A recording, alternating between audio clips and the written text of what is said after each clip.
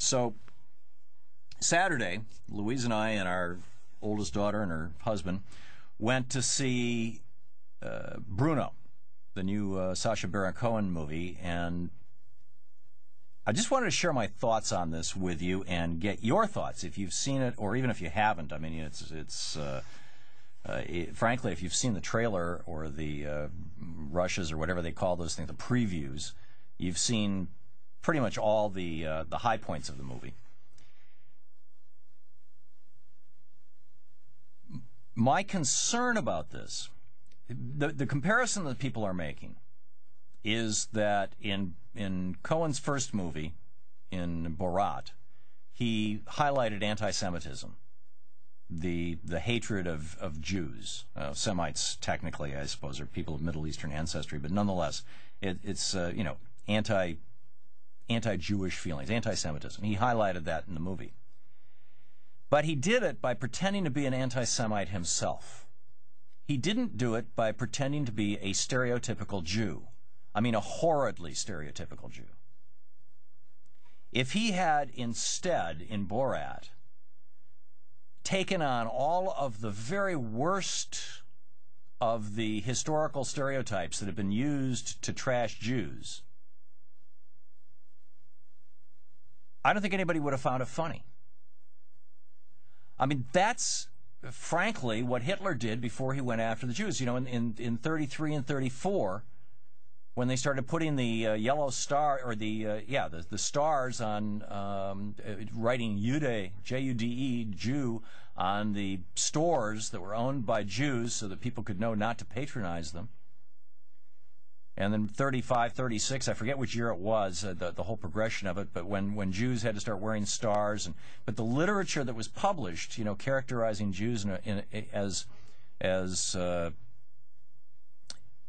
greedy, as having a certain appearance, you know, big noses, whatever, all these things that, you know, that kind of stereotyping, frankly, enabled the Holocaust. It enabled people to think of Jews as less than fully human. And particularly during times of crisis, during times of economic crisis, there is this kiss-up, kick-down syndrome that is measurably greater sociologically, where during times of crisis, people look for scapegoats.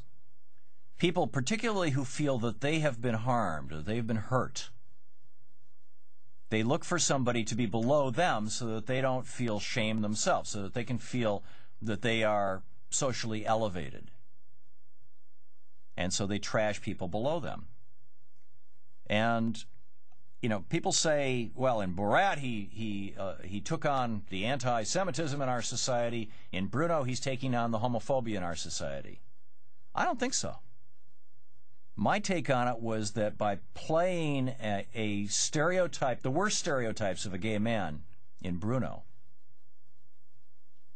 oversexed, sex-obsessed, super swishy, you know, blah-de-blah-de-blah, but particularly sexually obsessed, even to the point of, you know, adopting a little kid and then showing pictures of him and three men in the pool with a little kid, and two of the men are having sex. That by actually portraying those stereotypes, that it wasn't, I didn't find it a particularly funny movie because every single gag in it was totally predictable. You know, it was like, let's see how far we can push these rednecks till they freak out. So he takes on this redneck taekwondo instructor and says, I want to know how to fight back against aggressive homosexuals. And so he says, how do you take on a dildo? And he pulls a dildo out. And the guy says, well, this is how you knock it out of their hand. And so that doesn't work. And so he pulls out two. And then he pulls out three. I mean, you know, come on, give me a break. It's like, how far can you push Ron Paul, getting him alone in a room and coming on to him until he freaks out and runs out of the room? These were not funny. It was totally predictable. Comedy, the whole point of comedy is that you think you're going in one direction and all of a sudden there's a left turn or a right turn and you're in a completely different space. It's the classical Red Skelton. I just flew in from Chicago and boy are my arms tired. And you know, the laugh is at that point of, oh my God, I didn't realize that's where he was going with the joke. Whereas in Bruno, with, a couple of small exceptions, every single one of the jokes was totally predictable. So, anyhow, my rant is that, A, we need to include sexual orientation into our hate crime laws, and B, don't waste your time going to see Bruno. Coming up next, we have a dizzy alert. Looks like the gay penguins have split, but you'll be surprised to find out why. 27 minutes past the hour, 866-987-THOM, our phone number.